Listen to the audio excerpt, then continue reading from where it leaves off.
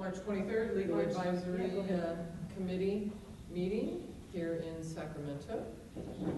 And we have agendized items. Looks like there's 3 of them. Consideration of the Commission's legal obligations and governance matters. Drafting of the Q2 data and research firewall. And the Commission's relationship or coordination with VRA attorneys. Ms. Blanco, did you want to address number 1? You had said we had heard from the Commission earlier today about the possibility of designating a chair, maybe we could call it a lead, somebody to help facilitate decisions during the time in which we're not in a full session. Yes, you know, Mr. Claypool made the recommendation, and I don't think Commissioner Forbes has been chair yet, but both you and I have chaired now. And it is, as the pace is accelerating and there are a lot of items, well, we always have a lot of items, but I think what's happening is that we really are in a good situation where we have a lot of participation by all commissioners. And so things are coming in very fast. Not only to the advisory committee chairs and vice chairs, but also things are going directly to staff sometimes because they need to make some decisions, like about where we're going to hold a meeting or a change in something, you know, or the example last week was a perfect example with some of the language in the bid. So there are situations that are coming up and decisions that are having to be made really quickly. And I think Mr. Claypool's feeling was that they really want to make clear that they are really just carrying out the Commission's requests, and that especially on very substantive matters, not on procedural matters, that they are acting at our behest and not, you know, the other way around. So, so I think that having the idea about having permanent chair or liaison, whatever we want to call it, deals with both of those issues. One, it creates somebody that can maybe with another committee member make some decisions, but it also creates a structure where clearly everybody knows who they have to talk to on the advisory committee in order to funnel something to the staff. So I think it's a good suggestion. I'm concerned about what I mentioned in the commission meeting. I'm more concerned about whether 2 people from the commission would be making substantive decisions. But I think the idea of having somebody who's identified as the committee chair makes a lot of sense. I mean, it's great that we're so democratic, but it can, you know, we're beginning to stumble over it a little bit. Well, Commissioner Dye and I, we were whispering, it was in open public session, but the calendar, when we look at it, is so close as far as the dates that the full commission could meet to make significant decisions. The other factor that was mentioned is I do hesitate about actual decisions being made by a designated person, whomever it might be, because it's always, the commission should be making decisions as a whole. And we've delegated authority in you know, 2 instances, one of which I was a deciding person for the commission, but that's because everybody already understood the issue, had already fully discussed the issue, and in particular I'm talking about the delegated authority for CCP. So in that sense, the commission made the decision to go ahead and delegate because they thought that I understood the full ramifications of whatever decision that I could possibly make under those circumstances. I think that there's going to be situations that arise that the full commission's going to want to know about. I agree. And so I think what we were considering is if we did designate a lead or a chair, that's not to say that the full commission should not be made aware of what the issue is. And Mr. Miller, this does get a little complex because let's say, I'm trying to think of an example where maybe, I'm sorry? I know where you're going. Where if there is an issue that's raised by staff, because Commissioner Dye, and I feel this as well, like I felt like as a commission member I was kind of outside of everything until I saw how much had gone on when I became chair. And once I was chair, I was like, wow, look at all this work that's being done by staff, so to speak. I mean, everything is moving, and I was really involved.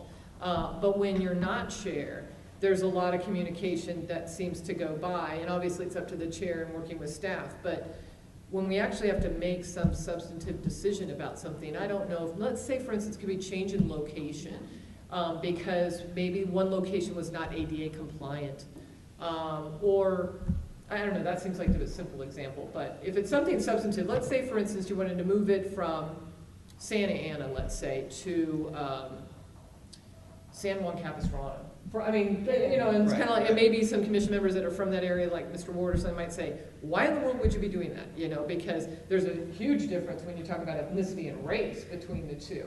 I just can't see that as and maybe it would be a practical reason from staff's perspective to say, hey, we need to move down there because it's the only other place in Orange County that's going to give us a free, you know, free deal. And Santa Ana is not going to work because it's not ADA compliant. Just a total hypothetical situation. Well, knowing those areas, I would love to weigh in, but if I don't know, Right. you know, and they don't know, you know, I have some other connections in Orange County, I might be able to work something out. But then if the decision is made and I'm like, wait a minute, there's more substantive issues to really look at here as to why you'd be moving this meeting. And I can see that's something that would need to take place quickly.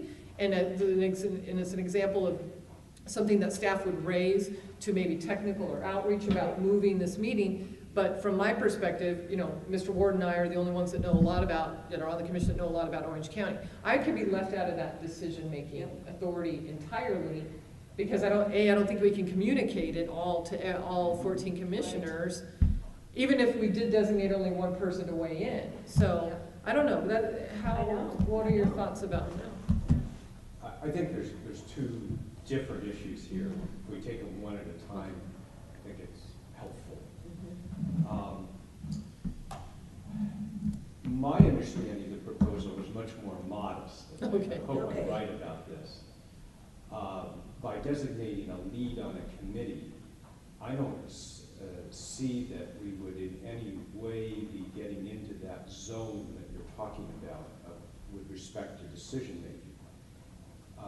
Remembering that a committee lead never occurred to me would have that breadth of responsibility, but it would be much more mundane things such as and principally perhaps, the agenda of that committee at the next meeting, so that we can do a better job of posting what the committee's actually going to be talking about, as opposed to anything that would affect the overall business of the commission in the way you're describing it. So I saw the committee lead as a much more modest role to facilitate the mundane rather than reaching into the substance of what the commission's doing. I guess I misunderstood Mr. Claypool. I think he wanted more substantive decision. And I think that was my reaction. Yes, he had actually, he covered 4 different concepts that he wanted to have us consider. One was an amendment to the I don't think it relates to this. It's like for agendized, when if there's a date like tomorrow, you know, who has the authority to fill it in. The other was an amendment that only the permanent chairs of the advisory committees, they are the only ones that relay information to staff. And I understand that because that was a lot of what happened this week. People were relaying things that they felt were absolutely crucial to be on the agenda, and they were going directly to staff about it. The third, and those first 2 were amendments. Then the 2 things that he said he wanted sort of instituted new were that the chairs of the subcommittee should be authorized to set the agenda for the next subcommittee meeting at the close of this meeting, together with staff. And that's easy. And that's easy. Okay. That's like, that makes sense. It's just putting our heads together, boom. The last one was committee chairs have authority to make decisions in between meetings Right. so that it's not a staff decision. Right. That was. And that was the one and the example he gave was, when they've been in a situation because of a change in whatever, where they've had to make a decision, and they're feeling like that should have been really a commission decision, Right. not a staff decision, but because of the time frame, and it not being able to go to a full meeting, giving the committee chair and vice chair potentially, whatever, the ability to make that decision. Subject to ratification. Well, he didn't specify. It was more like, so I think the example would be Well, he gave the P example, and I think that's what was, I think that's what's weighing on his mind. The change to the the criteria, invitation. remember? Right. Oh, that would. Yeah, And that's so, exactly right. based on a lot of stuff, and because we didn't have time, we weren't gonna be meeting, the staff made the decision to actually change it so that we could have perhaps a better pool of applicants in terms of, that we opened the experience level to have more applicants. Then there's been all this criticism. Why was there a change? Even though the change was meant to be more inclusive, not exclusive, still there was a comment about the change and that the commission didn't make the change. Where did it happen? Did it happen in private? And people thought that change was enough of a substantive change that it should not have been made at a staff level, and they kept asking commissioners, did you know about this change? We're like, well, Yeah. yes, no, yes, because, there had been concerns about that item, so I don't think it was a surprise that we felt the spirit was to increase the pool, not something that was actually meant to exclude people. But that's a good example, But because that it was is. a short time frame, substantive decision. Decision, exactly. So, even if we can't think of other hypotheticals, I'm gonna bet my bottom dollar they're gonna be those. That's right. Because that's just the nature of this beast, right? That something's gonna happen like that ultimately will be considered somewhat substantive, and we won't have time to go to a full commission to make a decision. See, but when we look at the calendar, though, It's really true that we're not gonna be able to do it, right? no, but look at how closely we're meeting. I mean, this is the Oh, proposed calendar. I see what you're saying, that the So- meetings in the regions, even if they're not set as business meetings, will we all be together? Correct, and I suspect that we might end up having an agenda item on there, for, Right, generic. to kind of a generic, so we could discuss immediate concerns of staff or, Oh, that's interesting. So we probably would, I would think that we would probably recommend doing that. Obviously, it's a little beyond what we were gonna talk about, but I guess Commissioner Dye's point was that the meetings are so close together that the full commission probably could make the decision, and that we wouldn't necessarily need to delegate it to one designated lead person. And she may be right. I mean, look at, for instance, June, we're meeting every week. 20 days. And so, and again, I guess it will come up to the full commission. Yeah. But I'm concerned that Commissioner Dye and some of, that if certain issues were communicated via email to all commission members, my concern again is Bagley Keene and all of that. Yeah. But I guess since we're not making a decision, Yeah, couple of, Okay. raise again a couple of issues. Let's just start with the email.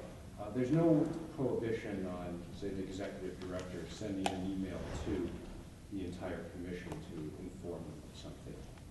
That's fine. It's problematic if then the commissioners start communicating with one another about that and end up holding a meeting, but that communication to you is just fine. But if I go back to Commissioner Blanco's list, I think it would be fair to say, as I understand how you captured that at least the first three of those are more mundane than substantive and just facilitate the ordinary rather than the extraordinary. Right. And it's still my sense that that's really the thrust of this proposal. The next one is more difficult, which is the area of substantive decision-making. While you're correct that we meeting much more frequently, if we're talking about something that requires notice, even though we're meeting more frequently, we still have the 14-day requirement to agendize it. That's right. So that's a challenge for us. I tee up the question a little bit differently. And I think it'd be helpful to ask the question, you know, how can the commission operate to best facilitate its own mission? And I'll try a hypothetical. Let's say 6 days ahead of a meeting in Palm Springs, I'll make it completely absurd. The location is flooded and the meeting can't be held. Well, then we have just one choice, is to cancel the meeting, but then we lose a day. You know, if there was a way to let staff move that meeting in order to, you know, so you're not losing a day, maybe that would be a good thing. I think it's a question of what do you really need, kind of as a board of directors overseeing this. In this case, we have a mission rather than a product. How are you best organized to deal with the unexpected and also to permit the fundamental business to flow rather than to get stuck along the way? Well, maybe what it comes down to is that the entire commission probably, and I tried to do this much when I was chair, they don't understand, or maybe we haven't discussed it enough as to what authority we really are putting in the hands of the chair. Yeah. See, I can see that staff would be in immediate contact with who would be the designated chair on that day where the facility is flooded, and the chair would be making and directing staff. I really see it more of a chair function. So I'm trying to think, is there a possibility where staff would really need direction from a lead person? Now, the other example he gave is in the legal. You know, when we get public comments, and maybe legal should be looking at those for obscenity and, you know, things that we wouldn't be posting. In that sense, I could see that maybe the commission would delegate that task to the lead person from legal.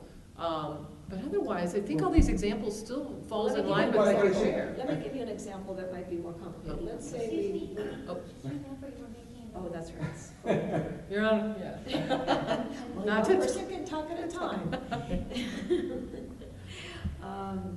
So we are whatever round of our input meetings, and it's time to release the first draft map.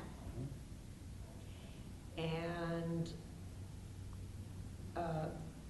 Q2, together with the attorneys, feels that, you know, it's not quite ready for prime time, right? But and with good reasons, with, you know, not just, you know, something's off, there's a glitch, an error, as we heard today, with some data or something, and we've already said that we're gonna release those maps, right, to the public on that date, and they're like saying, no, we can't do it. That's like, I think that there's a possibility that we would face a situation. Yeah, but I like can see. that. We And might, so then, what do we, and Q2 lets the director know, unless they would communicate directly with the chair of the commission, which we haven't really discussed that part of the communications, you know. And the staff says, well, let me call the chair of and what chair, right? Because is it outreach, is it technical, or at this point, is that such a substantive decision that it's not really any particular advisory committees? see, I can envision that might fit into an emergency meeting situation, I but think it goes back to Okay, so your that might be point. an emergency meeting situation?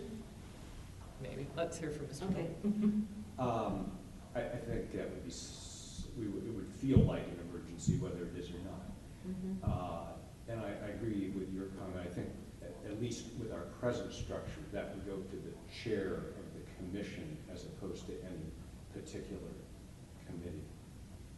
Now, is it against Bagley-Keene for, what if the chair, if we create the situation or recommend to the full commission that the procedure would be as we have right now, it goes from the executive director to the chair and vice chair. Right. what if the chair feels that they wanted input from the designated lead or sub-chair from the advisory committee for input to direct staff appropriately?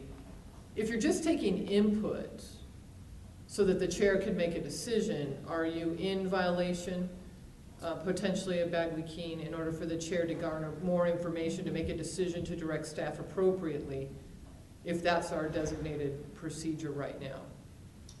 I mean, taking it that next step for communication purposes. Certainly not if you only contact one. One, that's One it. person. So I could see a situation like we needed to contact technical. Mhm. Say, okay, technical, you know, what, because again, only one designated person and technical can.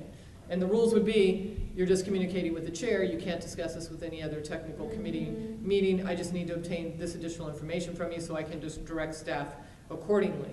Because I think that we've put enough decision-making power, and we've broken it up with the chair and the vice chair being in two separate parties, Yeah.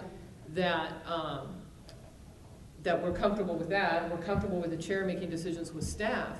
I don't know that the line of communication needs to go any other way. We don't necessarily need the executive director to communicate with a designated lead from legal, let's say. Let's say that some outrageous, obscene letter came in. I can see that executive director would go to the chair comes to legal, and that's the chain of communication. And the inverse is true as well. The lead or slash chair of the advisory communicates directly to the chair regarding agenda items, regarding whatever, you know, whatever we've designated that. That's literally all we need to do. Because why would we then put the executive director in a situation where he is still going to be troubled by receiving communications from, you know, 5 different, you know, advisory committees that we have now? We could just better streamline the communication process that we have. Everything through chair. Everything through chair.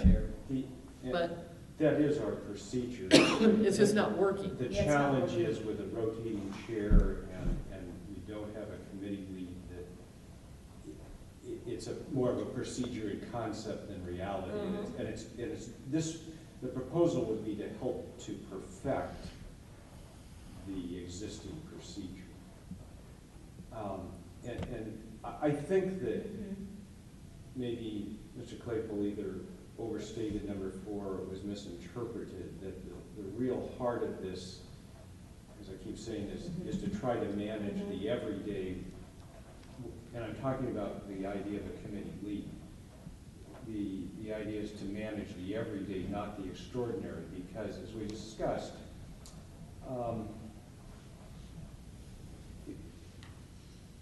if we had the full committee, our structure is that those committees are advisory to the full commission. There really isn't anything decided in a final way at the committee level. It's a way of gathering a lot of information, hopefully distilling it down, presenting it to the commission to tee it up for a decision. So if you had a committee lead, you wouldn't be changing that. You wouldn't be investing a single committee person with a greater authority than the committee has now. Which makes sense. That's what we've set up.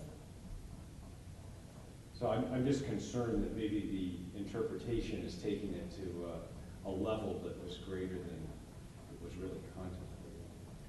And if you scaled it back to just 1, 2, and 3, I think that would pretty much match the intention. Okay, so the way the flow of information works is it goes, I mean, depending on whether it's to staff or from staff. Committee member has something they want placed on the agenda or they want raised in maybe it's not for agenda, they just want it to be raised to the staff. That committee member goes to their chair, the chair, to their lead. The lead calls up the chair or emails the chair, and that goes to the staff. On the other way down, staff has something they want to consider, and they go to the chair and say, we think there might be this technical issue, but they don't go directly to I think part of the problem is it has to work both ways for it to be consistent. So the staff doesn't just go to the head of the technical committee. the staff goes to the chair and says, can you contact the lead for technical about this issue? Because I'm just asking, because Yeah, one of the problems that I think happens is that because if staff goes down directly to, bypasses chair and goes to the lead in a committee, then that lead in the committee does the same thing. It starts going back and forth between, and that's kind of what happened this week, because there were things that were happening between staff and leads. Then the leads were just communicating directly and saying, well, then I want this on the agenda. And so I don't know if we want to keep it, in order to really keep it consistent, we make the flow is the same, whoever initiates it. That's true. I'm thinking. I don't know, that may be too cumbersome. It seems to me that, again, maybe there's two levels to consider. One is just the business of the committee. And maybe I can follow up with Mr. Claypool in between here. It seems to me that it would be satisfactory for the committee lead to work directly with staff on the committee's agenda. Business, okay. Not on substantive decision-making, but just on the agenda. Okay. If a commissioner has a concern about the full commission agenda, whoever that is, then that should be handled with the chair for that meeting.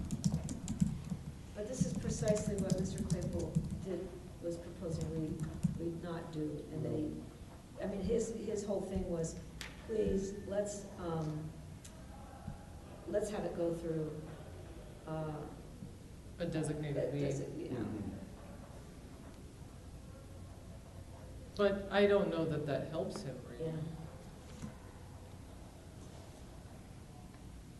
Because, well, and again, this should go back to the full Let's just commission, go. but, so I guess what we would need to consider, I think from our legal advisory level here, is that whatever decision is made by the full commission regarding this process and procedure tomorrow, I think we've fleshed out a few issues Yeah. here, which is that we can see that the line of communication might very well involve more people, that if decisions are made, we don't want to cross the line of improper Bagley-Keene violations when we're adding too many people along the line. Yeah, yeah. So at least we've identified that as a potential issue when they're discussing this proposal for greater participation, greater governance issues for the commission.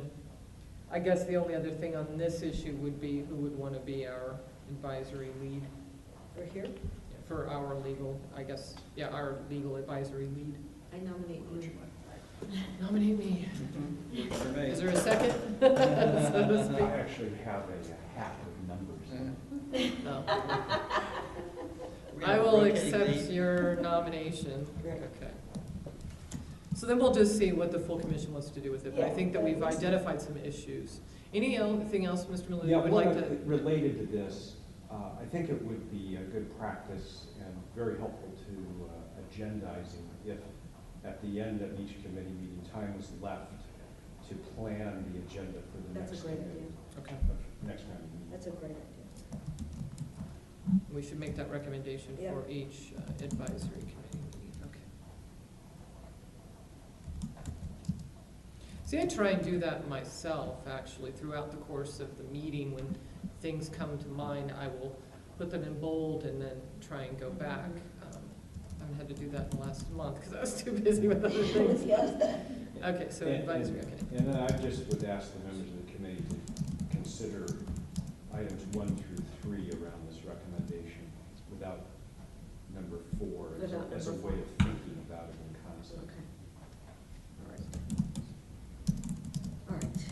Next meeting, and we're also recommending the committee consider more of the mundane, or as we'll use a different word for it, but Procedural. items. Procedural recommendations. Procedural recommendations of ED. I know what you mean, 1 through 3. You have them good summarized. I didn't write them all down. Yeah. Without more substantive item 4, which I know what that means. So, any other governance issues that we would want to bring up?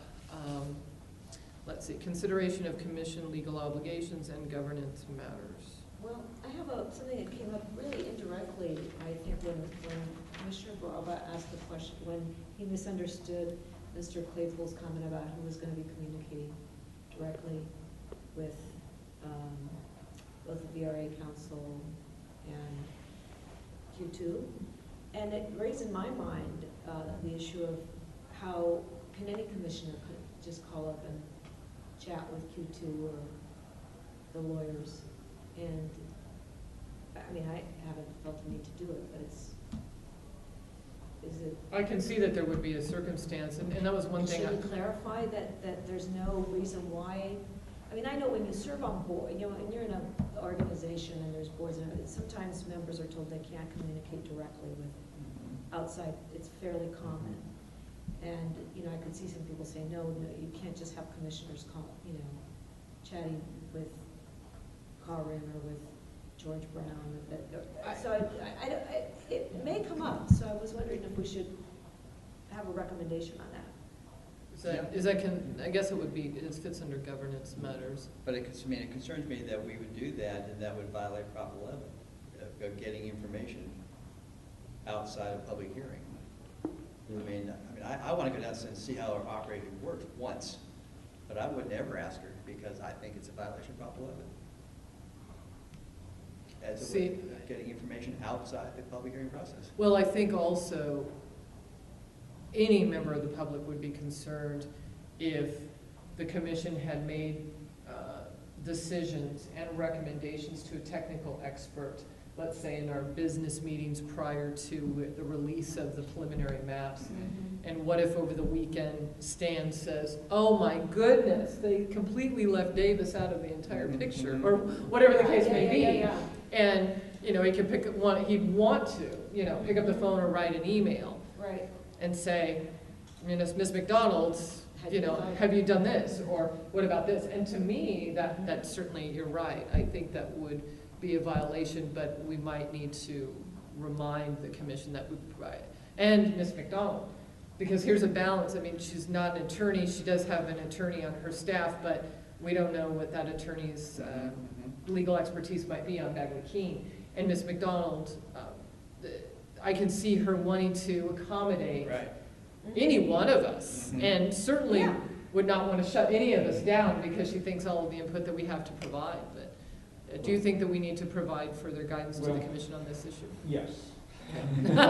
You can already sort of see that. And there's a number of things to keep in mind. Let's start with wanting the commission to feel comfortable. You know, on the one hand,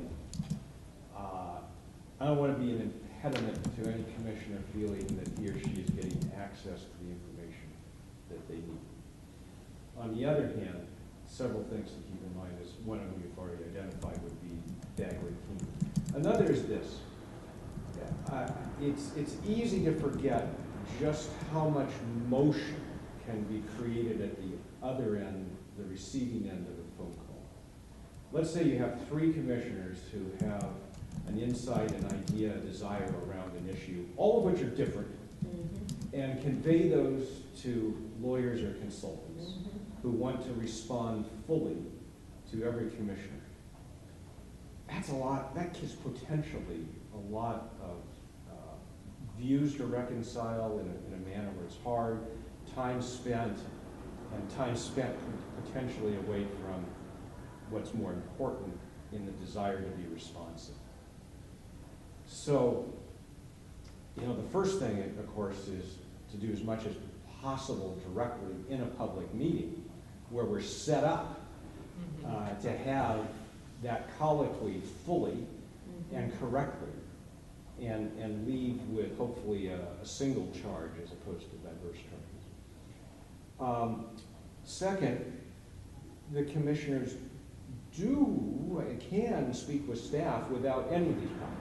You know, you can call me with a legal question or concern, we can have that conversation. One way to get to this problem would be, you know, have you talk to the consultants about X, Y, and Z issue. Have you heard, we can filter a lot of things, I think, in a satisfactory way to know if there are conflicting views coming in, know if the question is going to be answered at the next meeting. I think we could be very helpful to the commission as it relates to the consultants. So, if there's a way, here's another one. I'm just thinking of options. This is maybe another good one where everything comes through the chair as opposed, I do think it's going to be very problematic if every commissioner can call the lawyers and call the consultants when you have an idea or a concern. Right. That sort of access is very problematic from a budget perspective and I think from a work perspective. So two ways to handle it would be working through the appropriate staff on the issue and working through the chair of the commission on the issue. So once we establish what that communication procedure is, and I think as what the executive director is recommending now, it probably would flow from the commission member who has a question or concern through the chair to either yourself, if it's a legal issue, or to the executive director for communication to Q2. So whatever that process of communication that the commission decides on would be the best recommendation for us to the remaining commission. And I think that works very good. That gives the commissioner a place to go, and it also orders the flow of information both directions. I like that, and I think we should not necessarily characterize this as I wouldn't characterize this as being necessitated by either Bagley Keene or by not discussing matters. I think this is a policy that we just adopt because it will make things go more smoothly, and it also, I think,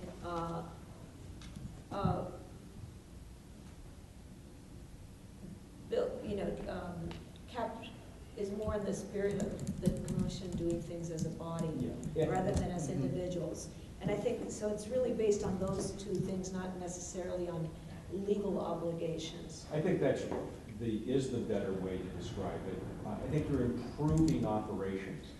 If you think about anything that's manufactured to a high level of standard and quality, usually the essence of that is it's done in the same manner, in the same way, every day, and it's perfected. And when you're building something one-off, you get in trouble. The more we can incorporate into doing things the same way, I think we get a better result for our work. The only thing that I see different between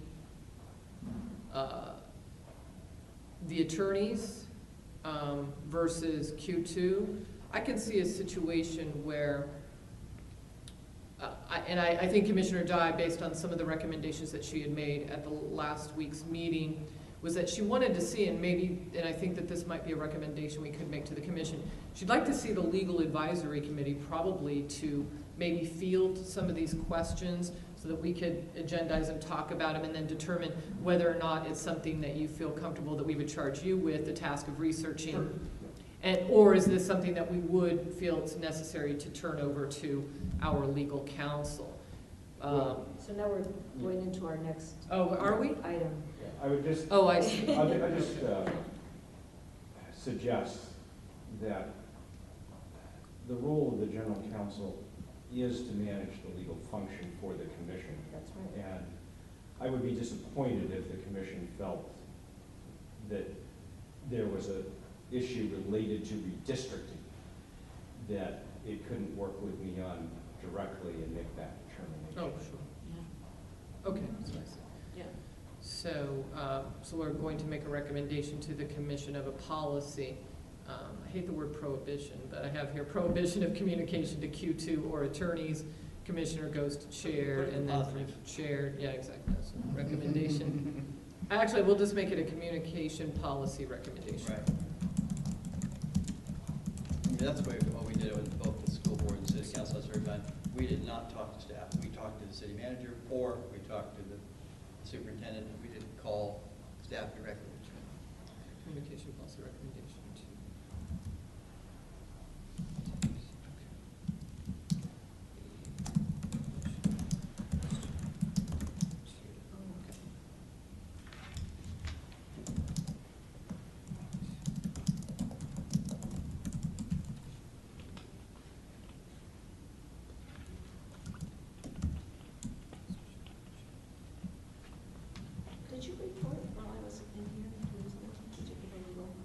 No, he was gonna, I guess. So any other recommended governance matters and legal issues that might surround anything else that you were thinking of? Not. No.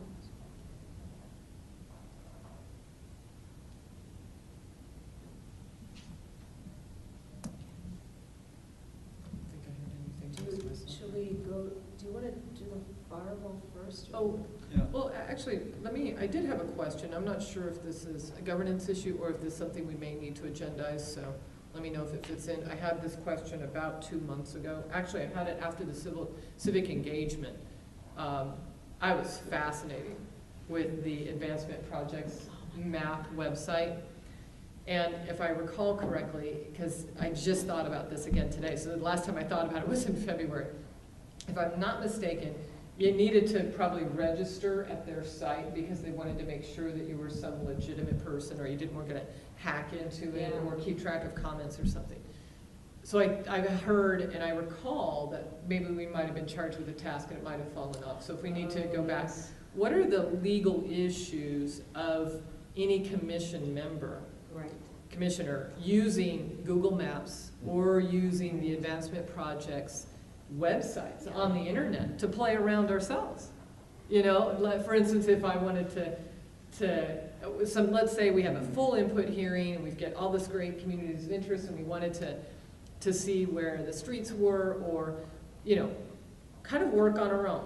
Is there would you have an illegal opinion regarding what we would pass on to the commission regarding commissioners' use of internet maps from some of these providers, Google Maps or the Advancement Project? Do you think that's something that we should agendize for another meeting for the Legal Advisory Committee to look at so you can look at it a little further? Or Yeah, I don't know, it's a governance I issue, would rather so- think about that Okay. rather than reporting back today. Yeah, because some of the online hosts may very well require us to put in personal information. That's what he said, Kim. Yeah, he did, and so the question becomes, are we, you know, well, the issues are there. You know, Yeah. Public Records Act, can we do it? Is it really visible? It's outside of a public hearing. I mean, there's all kinds of things. Or that- if somebody can get into that and they see that one commissioner was manipulating lines a certain way, Mhm. if later there's a map. Yeah, there If you could go to be. intent, Well, I don't know that, and I think this kind of fleshes out the issue a little bit more. There's nothing that prevents us from reading, drawing, Yeah. looking at maps ourselves, but the question becomes that the online host may very well have access to what a commission member is looking at in a given area. And I don't think that to me, it's not that big of a deal that that map ends up getting, like, let's say Santa Ana or whatever, or Oakland or Redding, little community that I developed because for whatever reason I was interested in it, and I made some suggestions in full public hearing. yeah. My map is right there, because I think everybody could do that. But the online host may very well have access to it before I'm able to present it in an open public hearing. So, Mhm. I mean, especially if we have to register Yeah, on these sites. So, and I thought it was for me, I thought it was a very simple site, and he was gonna create these database. So I'd like you, Mr. Miller, to maybe think about that, because maybe we will need to agendize it for the next legal advisory committee, because I think when we start getting into these input, I recall that it was a question that the commission had that we need to take a look at, because I think it's a fascinating issue. And I have prevented myself from looking at any of those I know, sites me just too. yet, but it came up again, and I thought, wow, we should consider looking into that. Any other considerations for legal obligations, governance matters before we get to the Q2 firewall? Anything else? Do you think of anything else, Dan? Okay. Anything else, Mr. Miller, that you thought on governance issues? Okay. Okay, the Q2 firewall.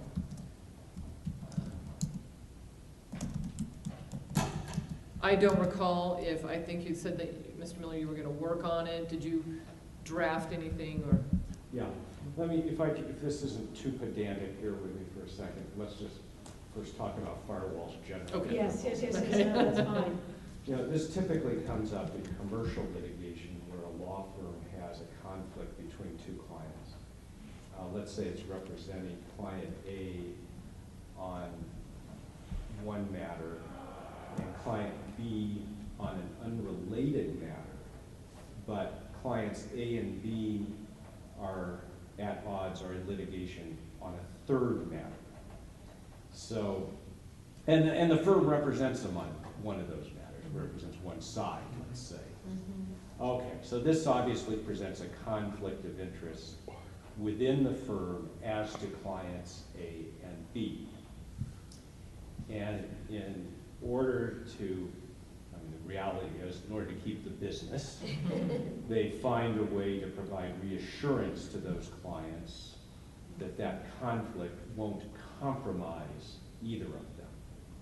And the way it might compromise them is due to the fact that the firm has confidential information about both of them, and that if that confidential attorney-client information should become shared between lawyers in the matter where the two parties are adverse, then everyone is compromised and lawyers can't continue the representation. Okay. In that circumstance, the firewall is necessary and makes sense, and it's a way of curing the problem.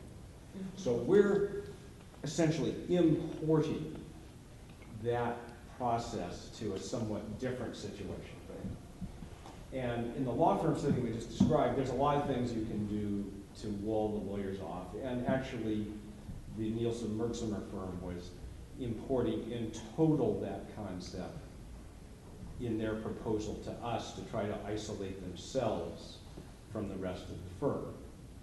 Now, it made sense from a perspective of trying to address the concern of the perception of the firm as a lobbying firm and other things. So it wasn't silly, but it was an analogy to try to block something off. There really probably wasn't any confidential information that would compromise anybody. This is similar. It's and here's what we've got, as I see it. We have a member of the firm who we don't want to influence the design process. That's a little bit different than the problem of walling off confidential information. Indeed, the case can be made, I'm not sure what's confidential here. We've developed a very, very public process to do our work. But we don't want this member of the firm to influence the work. So the concept we have is really very simple. And that is, as part and parcel of their agreement with the commission, that they represent that the partner at issue, Bruce King, is not going to communicate with them about redistricting. That they warrant that he's not part of this work and will stay clear of it. So it's very straightforward, but I think that's what we need in our circumstance as opposed to something that's really designed for, in a sense, a trickier proposition of dual representation. Now, who's going to sign that? Well, I would expect that, Why can't you tell me? you know, I'm assuming Karen McDonald is the one who has authority on behalf of Q2, and she would be the one that signs that. Should he sign it too? We could request that. I'd like to have both parties sign it. I mean, it's again, going back to the Leone firm issue, every attorney in the firm is going to sign it. Both sides. We can. And I can't imagine they wouldn't agree to it. Pardon me? I can't imagine they would not agree to He it. mentioned that in his letter, actually. Yeah. Okay. Yeah. But I just think that I should have both sign it. Would be probably a separate agreement with him. Yeah. But that's fine. Yeah, that's we can do fine. that. Okay. So can I just, one thing about that, Mr. Miller, is I think, I understand what you're saying, it's not analogous to the firewall where you're trying to protect confidential information, but there there may be an aspect of that. There may be Q2s tinkering with stuff, right? That they're going to present to us. And what if they pick up the phone and say, Bruce, what do you think? Well, that would be expressly prohibited. Right. So that's also, it's not just discussing, but it's also like the data is being. Let me try this out in concept. And- Services it performs for the redistricting, for the Citizens Redistricting Commission, and specifically that he will not have access to or input into the redistricting process. Okay, will not have access or input to the CA, okay, redistricting process. Okay. Here's where my issue is, because this doesn't get covered here.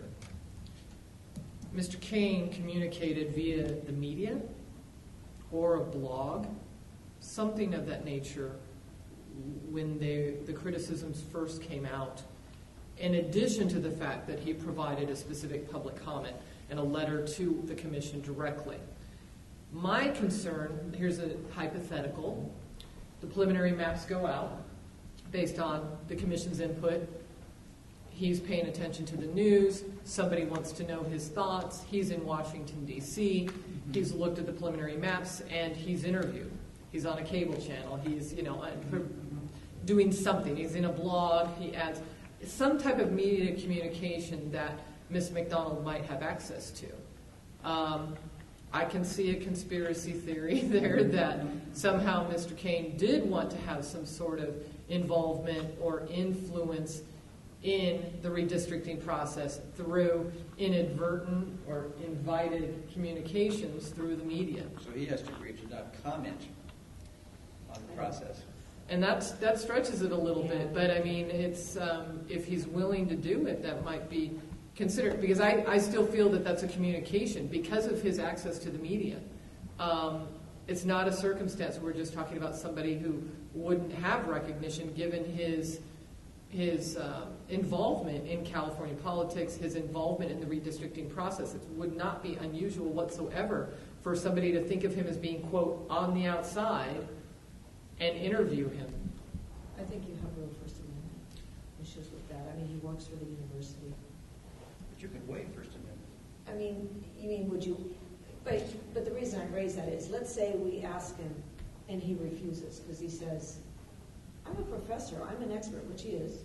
He gets asked, I mean, he's on the national news all the time, and that's partly where his work, I mean, that's part of his professional life. Well, let me just finish, is that he's approached as an expert to comment on these things.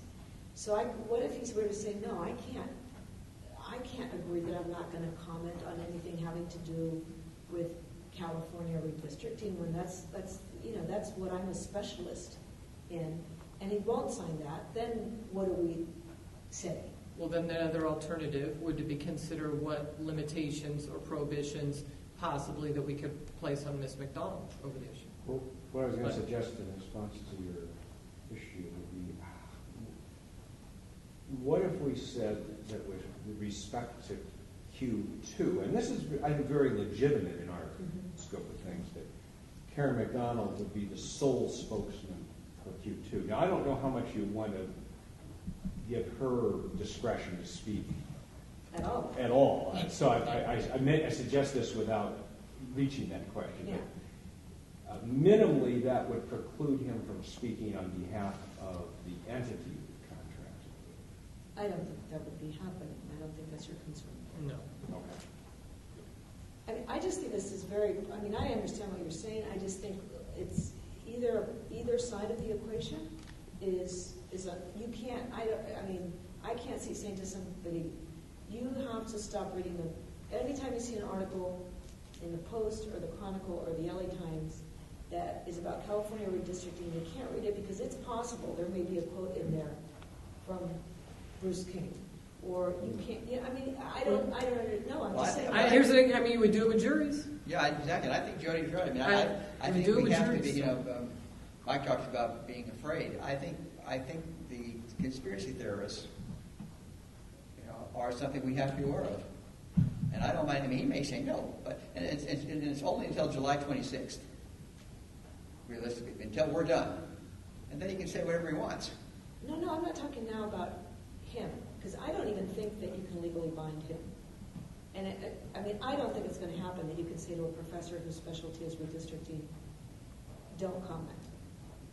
I'm talking about Karen McDonald imposing on her, don't. Oh, I know, I'm happy to vote no with her. I don't think we need any more with her. I think it's hard. No, but that's what Jody's saying. Well, I'm Should saying- she not read the news, and she not watch the TV, and she not read the publications and all the journals, because there might be a comment from Bruce Kane. And frankly, I wouldn't want my person to be uninformed like that, to not be reading redistricting articles and stuff. And I agree with you wholeheartedly. So what other options could we have, since we know this is going to occur?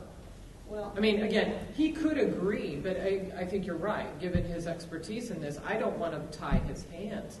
But I don't want the appearance of impropriety. If he makes a comment on a blog, and then all of a sudden somebody is following him because they want to make sure that he's not communicating based on the firewall that we've drafted, and then all of a sudden, after the public review period for the maps, and there's a change.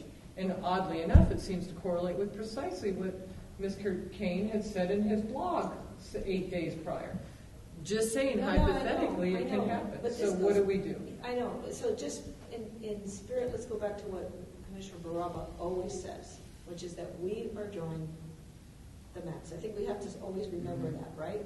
That Karen McDonald and Q2 they have already told us, and we keep repeating this, that they are working for us, that we will be getting input, they'll be summarizing it, they'll be coming, and then we will say to them, we want you to look at this and look at this and look at this. True, So- but there are experts, and so if they need to identify a problem, they find a problem.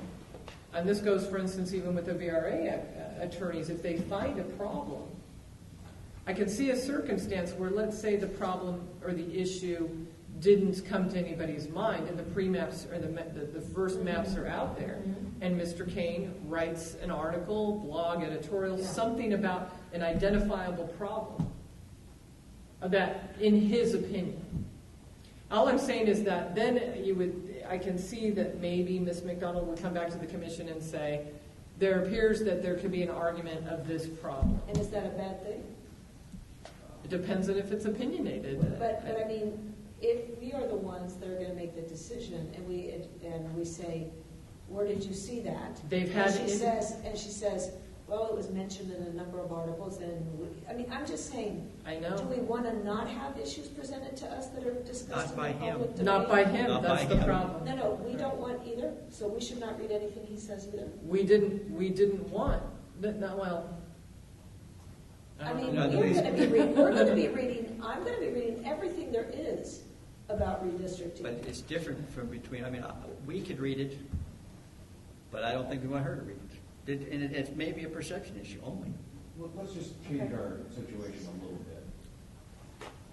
I don't think we want individual lawyers at Gibson Dunn commenting, other than to us through the legal process, on the work they're doing. Of course. Or on the redistricting process. A case could be made that Mr. Kane is in a different situation than he would otherwise be, simply by virtue of being a shareholder of the entity we're dealing with. Okay. So one way to approach this would simply be in the positive, that Karen McDonald will be the sole spokesman, to the extent that there's a reason for any spokesman, on behalf of Q2, and no other employee or shareholder of that entity will make public statements regarding their work on behalf of the commission until the maps are filed.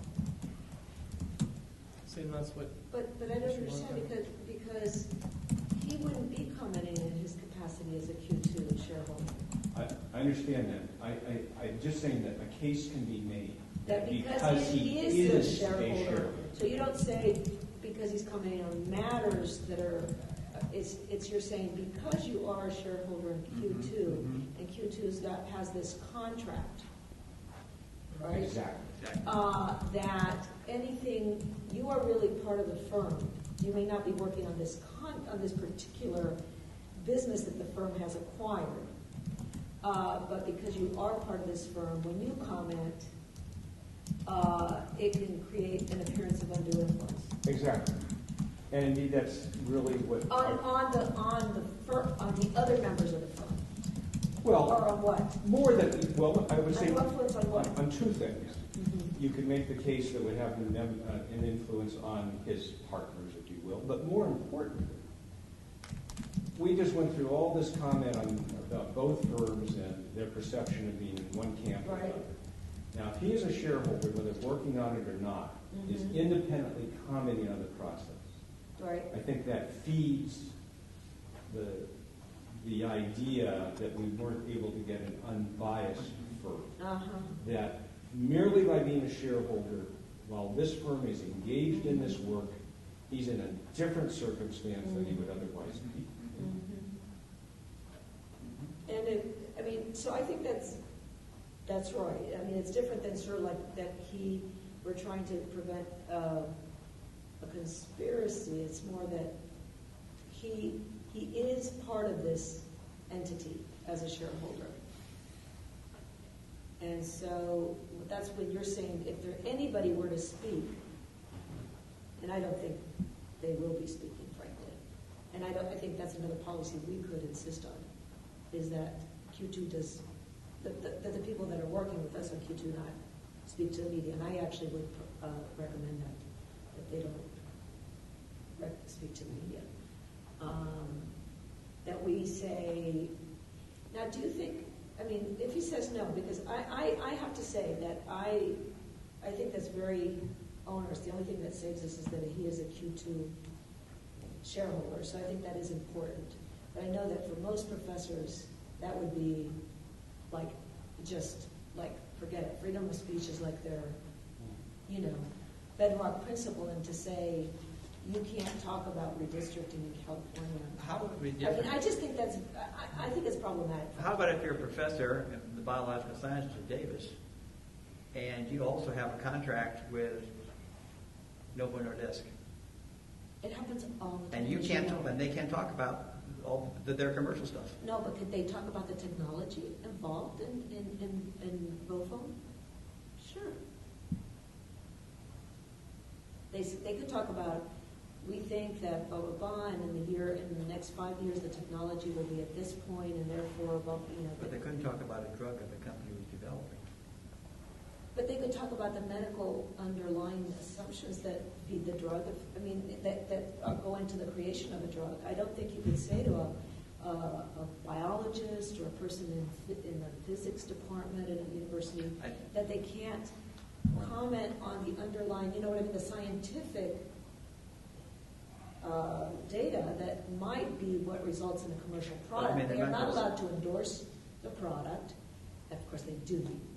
That's been a criticism of UC, is that they have all these named things after drug firms and stuff. But then I think that you're getting to the solution, which is we could narrowly draft this language. You had just said, just as we're throwing out the ideas, no public statements regarding the maps.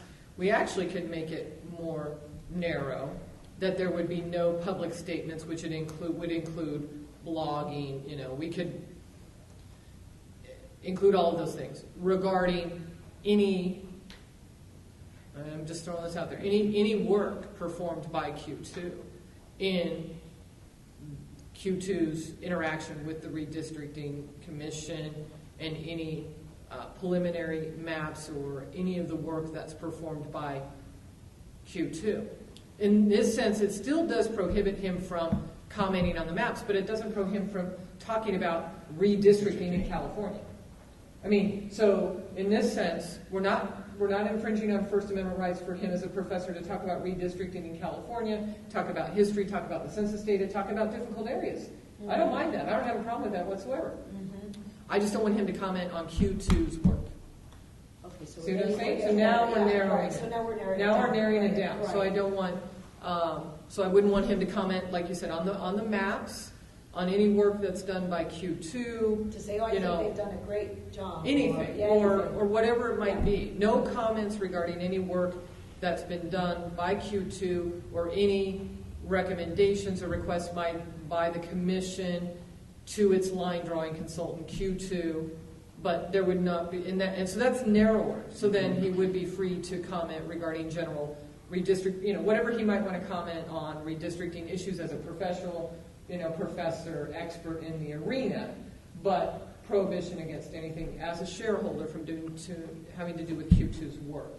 Yeah, And I think it kinda narrows it a we're little getting there. I bit. think we have to narrow it because, just to have it be really defined, because he will definitely, I mean, I've seen his stuff. He's already predicted how many congressional districts are going to be lost in the Bay Area. And yeah, and I don't have any He's saying, problem. you know, where the population, he's already doing all that, so. Yeah, and I don't think I have a And problem with I that. don't think you can really muzzle somebody. I don't, it's just I don't want him to have influence over Q2's work. And I think the only way that I can see that happening is post their first, you know, map that they put out there. So, and I can because you're right, I don't think I want to stifle him or any other expert. We can see all of that, we can read all of that, Ms. McDonald can read all of that, and it's just something all that's out there that we're all going to talk about anyway. Yeah.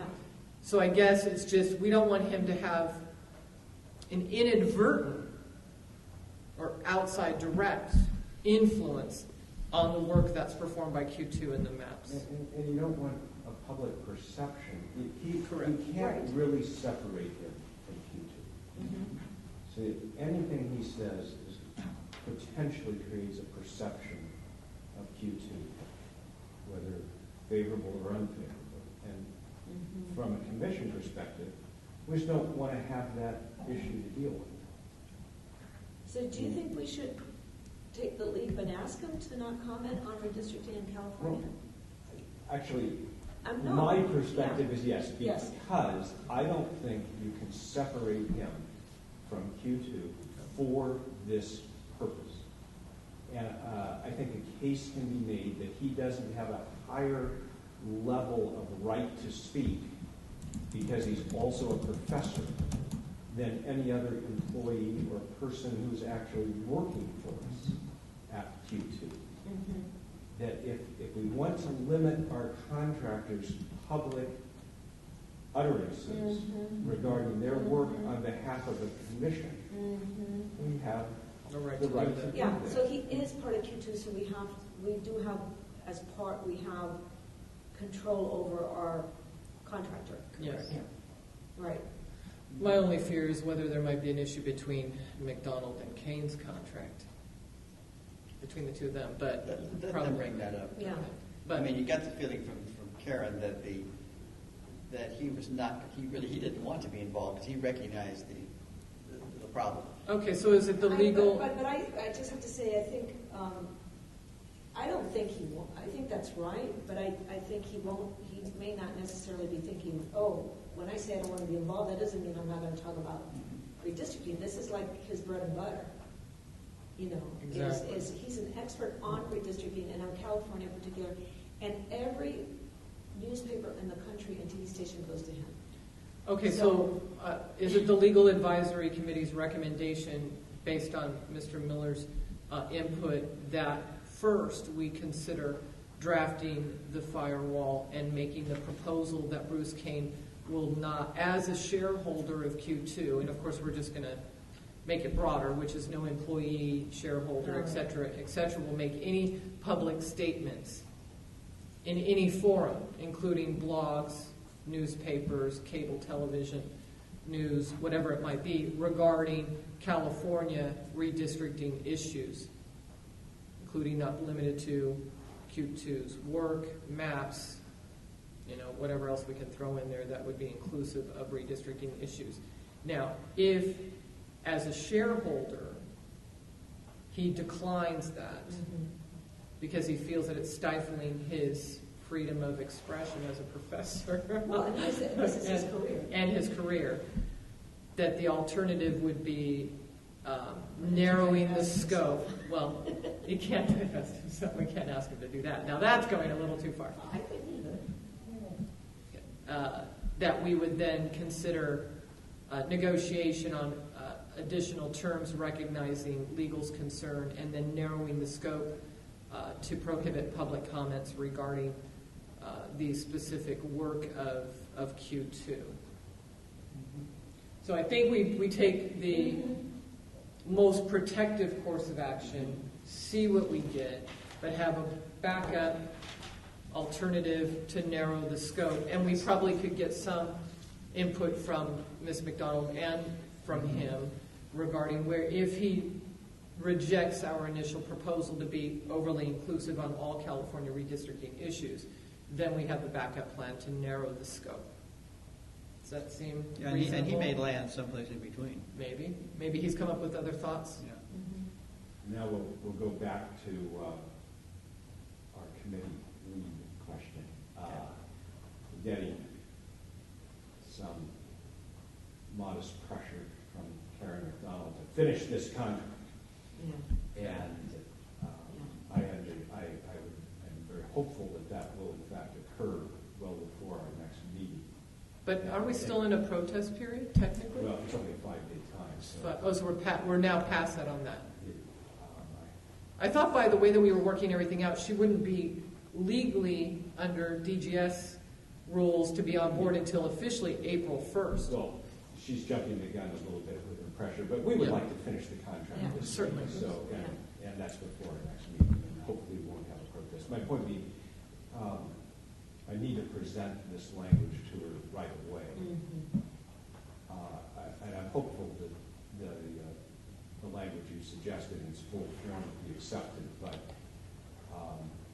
can we work with one of you if we get some pushback on this? Because I'm just concerned, two things. I don't think we should sign the contract without simultaneously Right. resolving this issue. I don't think we can based on No, we the can't. commission's Right. mandate. That's So, exactly right. and then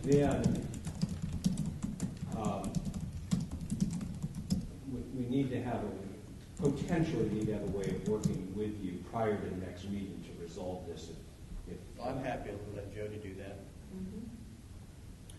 That's fine. I think, as a Republican also, I think, frankly, I think that That's we part would of be it. good.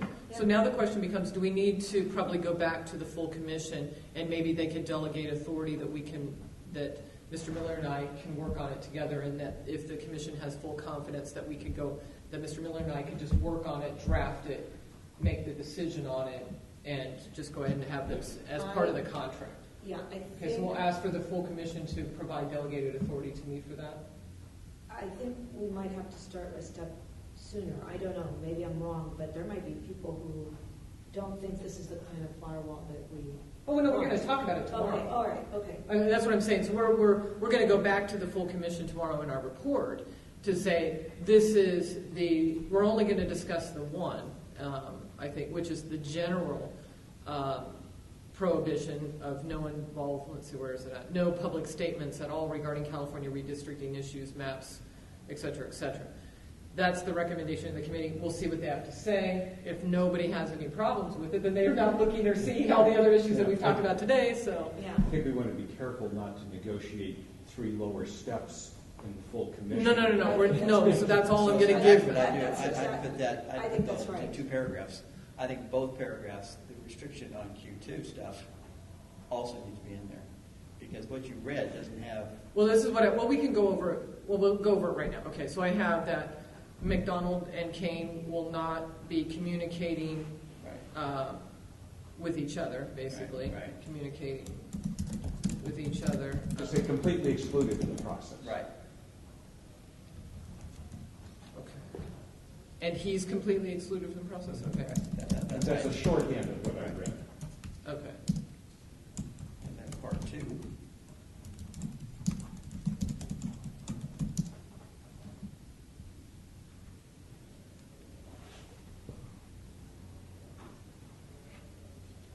Okay. So, And then part 2 is that he won't comment until the maps are. well, I guess I was taking it, yeah, okay, so completely excluded from the process entirely, which is that you would have no involvement whatsoever in redistricting services performed by the Right. CRC. I'm just going to put IE. And then because, let's see, and no,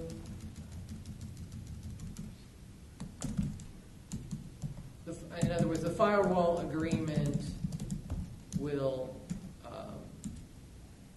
be a confirmation that no public statements will be made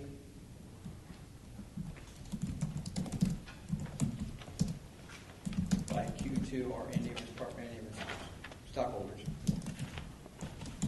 Or employees. Employees, it's not just targeted. employees, agents, He's you know, not targeting like anybody. shareholders, blah, blah, blah, okay. Right. Friends. Regarding California redistricting, and I just kind of we could throw it all in there, issues, maps, Right, matters. final, matters, however we want to do that. So that's essentially the language that we're looking at, and that's it. Yep. Yeah. Yeah. And then we'll wait for a full discussion from the commission. If they agree on that, then we'll ask for delegated authority to me in consultation with Mr. Miller to finalize the document so that we can get the contract language straightened out. Or we'll do it all together with the regular contract. And this would be good practice for the commission, I think, not to try and rewrite language with 14 people. Exactly. Oh, yeah. You know, if we go that way, I think if we can move quickly to delegate authority to you to conclude this matter. Yep. Action item?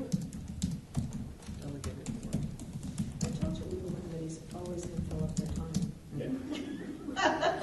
Are we billing by the hour? And you can't leave till we have an agenda, so. Okay, delegated authority regarding final contract language. And Okay, so you want to move on to number 3? Yeah, and Okay. I'm sort of looking, I mean, I put this on here and I just, We discussed it a little We bit as far discussed as it a- limiting language, limiting Right, communications right, and I- among commission members should be filtered through Through the- Mr. Miller. and So I- that's one sense. right, so, and I just, okay. and it really was, I think this was supposed to be not, commission, but it was supposed to be legal committee relationship. In other words, here's my thought, is, we have a chief counsel, and I think it's really important for everybody to know that, and I think people have to know this, but probably the lawyers more than others, but people know that this is precisely the role of chief counsel, is to manage outside counsel. And that means everything, like what you've been doing, negotiating the price, you know, all of that. It's your role to manage them for us so that they meet their contract and they stay, they're fiscally responsible to us. Now, on the other hand, do we, as we have, since we have expertise both on the commission, and now there'll be some in Q2, although I won't worry about that too much, how do we raise our legal concerns, you know, that we want to have exchanges with the VRA attorneys? You know, I guess I raise that because I probably will have a lot of questions for them, and As will I. Well, you know, right.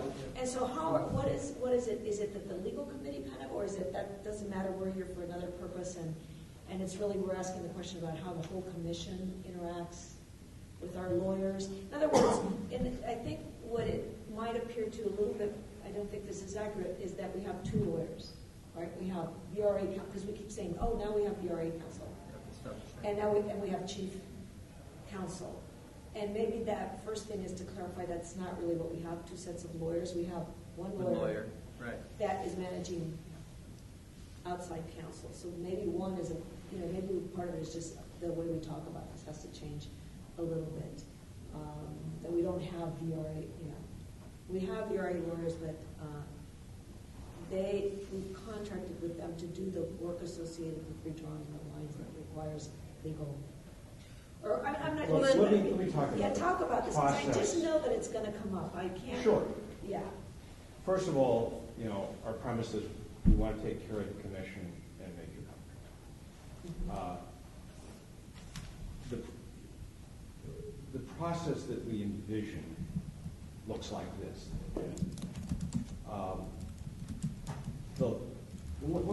I'll give you the bigger picture. There's basically 4 buckets of work. We've reduced the number of buckets for this purpose. I've heard about those buckets Yeah. before you. Yeah, We'll talk about we're these moving, buckets. actually, forget buckets, we're in the bushels. Okay. Actually, there are 2 buckets and 2 bushels, because one is larger than the other. In the short form, this is how it's going to, we envision it would be. Step 1 is the initial training the commission requested, which is subsequent to what you've already had. So we got to ferret out what you had and try to introduce something new, although I think these concepts are sophisticated and complicated enough you can hear it more than once without being redundant. There wouldn't be another article to write about Section 2 issues if that wasn't the case, and we know there will be another article. Anyway, step 1 is to get the lawyer, to get Gibson done in front of you, hopefully at the next commission meeting, with some additional training. We will also want to provide simultaneously some well-selected articles that lay out the issue. I really do want to avoid turning them on to writing lengthy memos. It's a great way to incur a lot of fees, where the same concepts are undoubtedly already in other people's articles. So that's an approach, is an oral presentation, a summary of the major issues combined with some readings. I think we can do that cost effectively, introduce the commission to the firm, and also have a discussion about the issue we're talking about. So that's step 1. That's great. Step 2, which occurs simultaneously, and that's a meeting with Q2, which is scheduled for a week from today, to get roles and responsibilities clear between the 2 entities, and to take advantage of everything we can that we're paying Q2 to do that will facilitate and reduce the cost of the lawyer. And there's potentially quite a bit there. But until we get them together, we don't know how it works. Great. My hope is, for example, they're going to neatly summarize and catalog the materials that come in from the input hearings.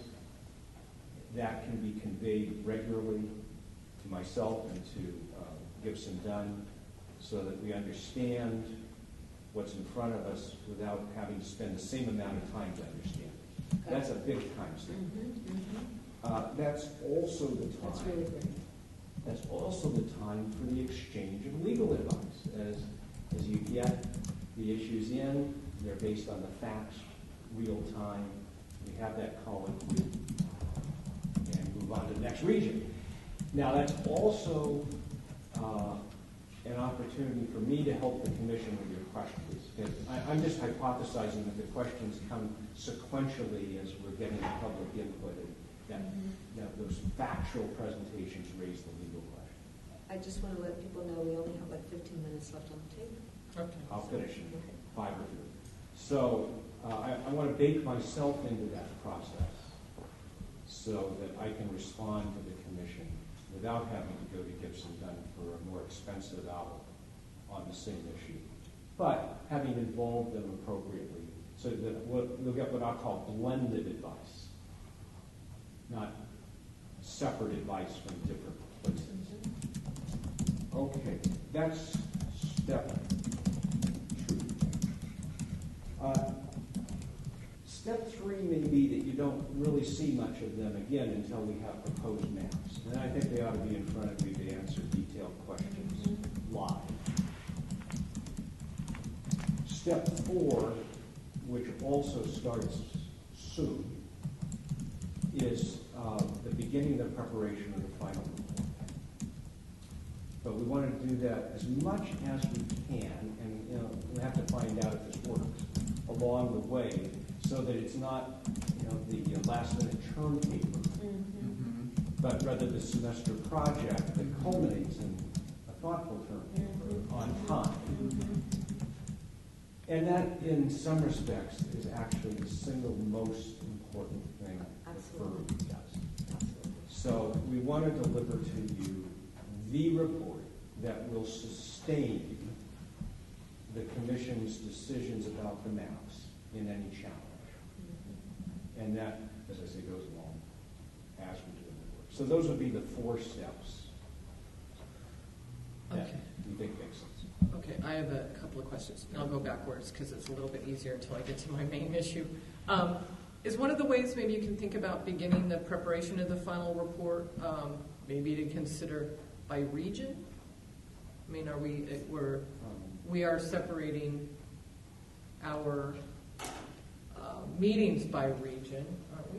No, unless the lines cross regional lines, which we Yeah, can't I don't know know yet. that, I mean, Well, then I'll leave that to them. I just I don't know. comment, yeah, today, we don't know what the final that's report right, looks like. that's right.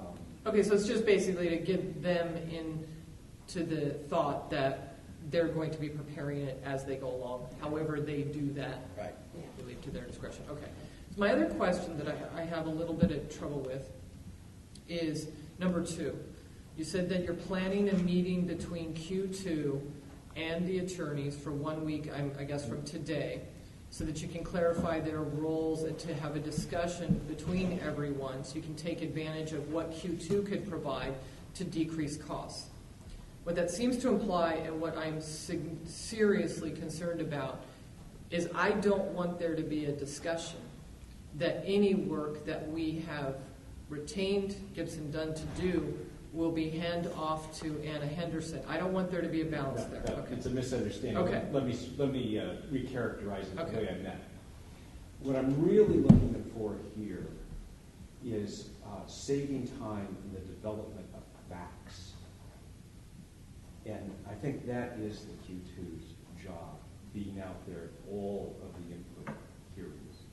The legal decisions stem from the facts that come in about the redistricting process. Okay. So to the extent that in their regular responsibilities of map drawing, they're gathering the public input that supports those maps, that it's in a form we can also use to support the legal decisions, the legal choices. Okay. And that's not the same as substituting legal advice.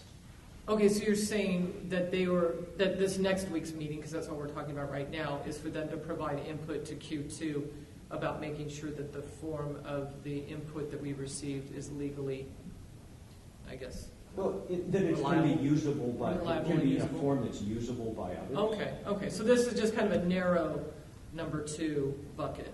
Narrow, but very important. Yeah. Because, Oh, sure. just think about where we go back and forth about fees and how many Yeah. meetings are you going to Yeah, yeah. attend. If we can keep them Out of those meetings. out of those meetings Yeah. because they're getting the information in a usable Right. summary form, Right, that's maybe our biggest opportunity to Right. save on legal fees. I see. so they don't have to go through that record and pull out facts and build blah, blah, blah. Right. They get a summary of the Of the facts. community of interest fact, all the facts, and they don't have to cull through the record to come up with facts on their own. Or it's simple to do, and Or we it's know simple how to to do, access right. it, and it's Right. done in a way that'll be useful the first time. Right.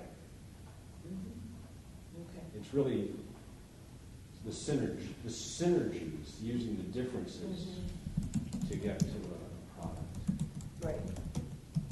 And then the blended service, which is in that step 2, can you say a little bit more about that?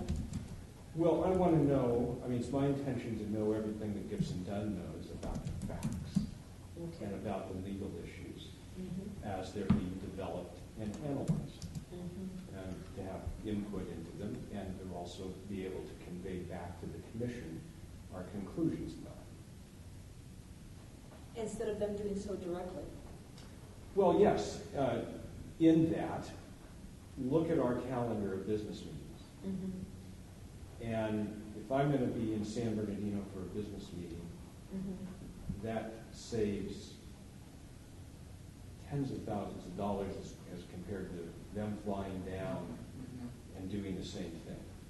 I see, okay. So when Yeah. there's time, when we put an item on the agenda that's kind of like a regular check-in from the lawyer, whatever, some standing item. Well, yeah, it's just like you said, I mean, this is our council. This is our, That's right, it's our council. this is your. This is our council. right. So when we say, Yeah. when we charge the task to council, Right. Mhm. Okay. Mr. Miller, Right.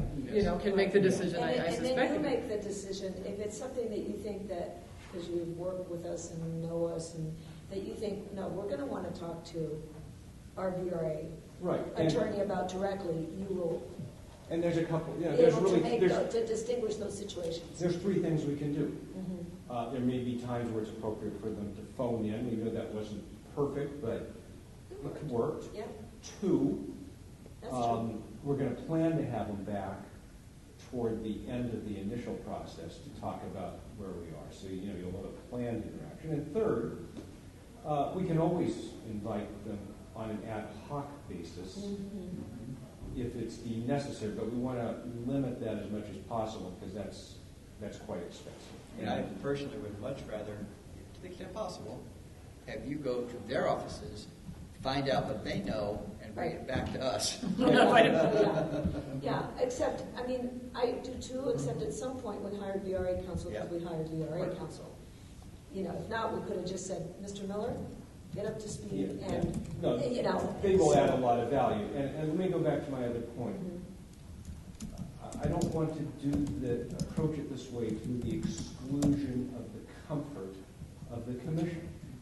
So you always have the ability to say, on this one, I want to talk directly. Mhm. But we make that the outlier because there's a special need as opposed to the regular. So I think we should propose that tomorrow and see how people think about it. You mean the process that we're looking at? Yeah, this arrangement, The four, the four or the two buckets bits and and the two two bullshits. bushels, right? Okay, how many quarts in a bushel?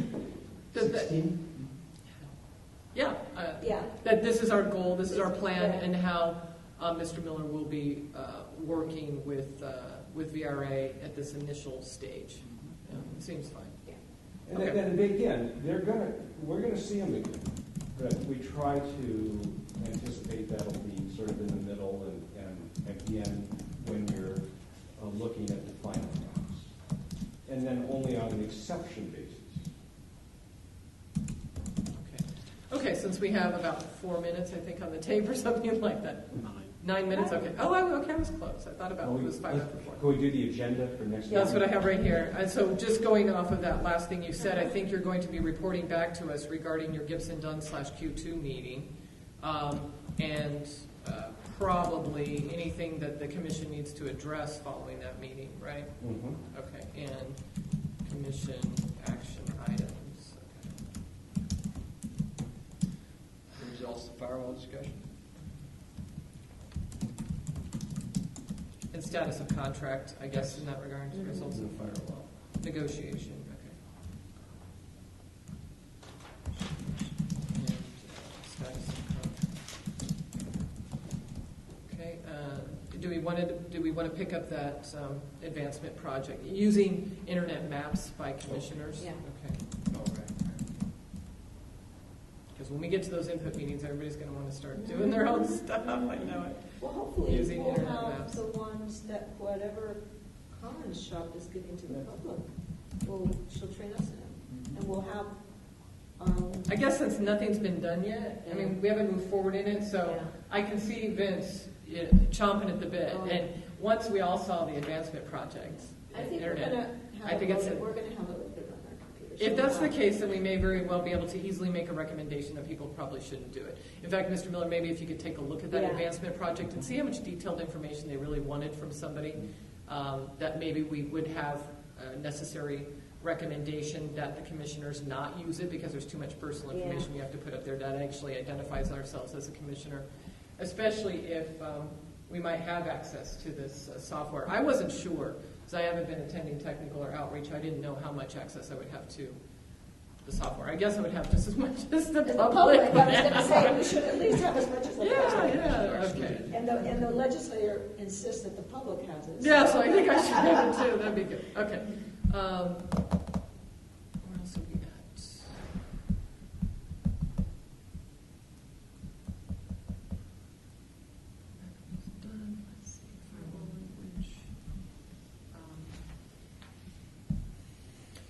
guess we should, I suspect if I'm a lead person, maybe we should have a standing agenda item for anything that the lead would need to report back to advisory regarding decisions that had to be made quickly. Yeah. I guess if we would have that as a standing agenda item. So it's kind of like the lead's report back to the advisory committee regarding issues, okay, decisions, okay. Made to forward. Oops, made.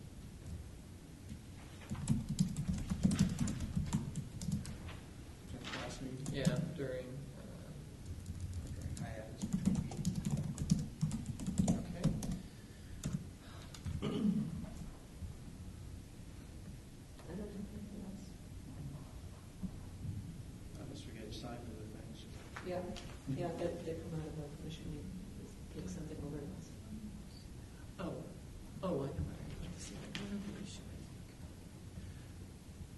For the initial training that we're going to ask Gibson Dunn to do, I recall that and I think it was when I was working with Commissioner Blanco on this week's meeting. Remember that laundry list of items that I think I started to put together as chair? Yeah. Because there were training issues that had been brought Yeah. up by several commissioners. I think Commissioner Anchetta in particular. I have a laundry list of training issues that I suspect we can ask the commission tomorrow when we report back.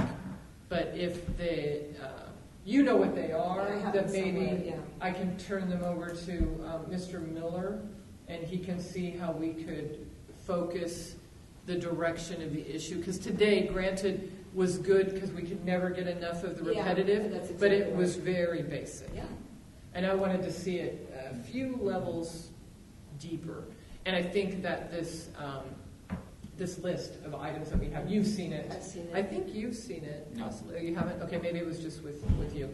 So, again, if we want to, I can work I can turn it over to Mr. Miller, see what his thoughts are, and probably before your meeting with Gibson Dunn, and see what what input they would have on what they would love to address as they think are key issues. And I this don't is know if why Chris- this is why they're experts. Okay. They both Mr. Kelke and Mr. Brown should be, because they sort of have Okay. the expertise to tell us, at this point, what are the core legal issues we need to be most informed about, and at what level of detail. I mean, I think we should send them the list, but also I'm relying on them, since they've done redistricting, to tell us. Yeah. Oh, That's- sure. That's the whole point. Would it be fair to say that the level we want to bring the commission to is to be able to issue spot well, as opposed to make your own analysis of the legal issue associated with the problem, but to be able to say, that's where this arises. Or I'd like us to move forward a little bit more proactively. We've got 3 minutes, right? Real quick, okay. I think they've done a good job, and I think this list does a good job of issue spotting. What I'd like to do is take the next step. For instance, adjustment of census data, key issue.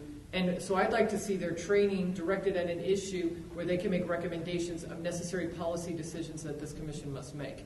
I think that's a key policy decision we have to make regarding prisoners, and we don't have to do it that day, but I mean, we can use this training so that we can also garner their expertise and push it into a recommendation from council, all in one topic, if possible. Are you saying, give us a list of decisions involving legal issues that we have to make? Yes. Give But us a all the list of decisions legal- that we're going to have to make in drawing maps that have a legal.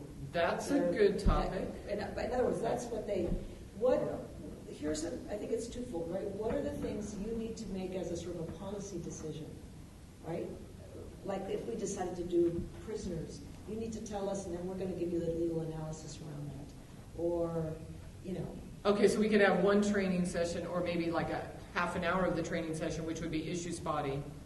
In other words, that they're telling us what we should be considering. I think what Mr. Miller's saying about issue spotting is not in one session. I think what he's saying in general, our relationship at the end of the day, what we expect out of our trainees with an S from I see. Gibson Dunn is that we've all become proficient issue spotters. Oh, I see. So that as we're drawing the maps, we can spot the issues and go, no, that's one of the, and that's what we want the training, that's the end goal of the training. Yes. To make us all good issue spotters. Is Yep. that That correct? is exactly right.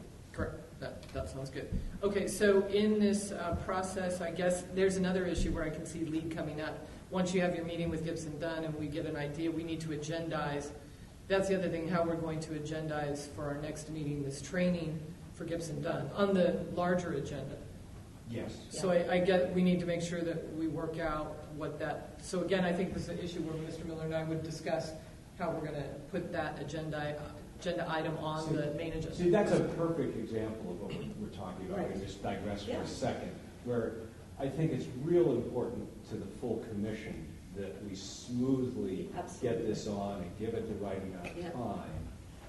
It's not a decision that has any negative, I mean, it's only a Right. positive Yeah. and it moves us forward. Right. Exactly.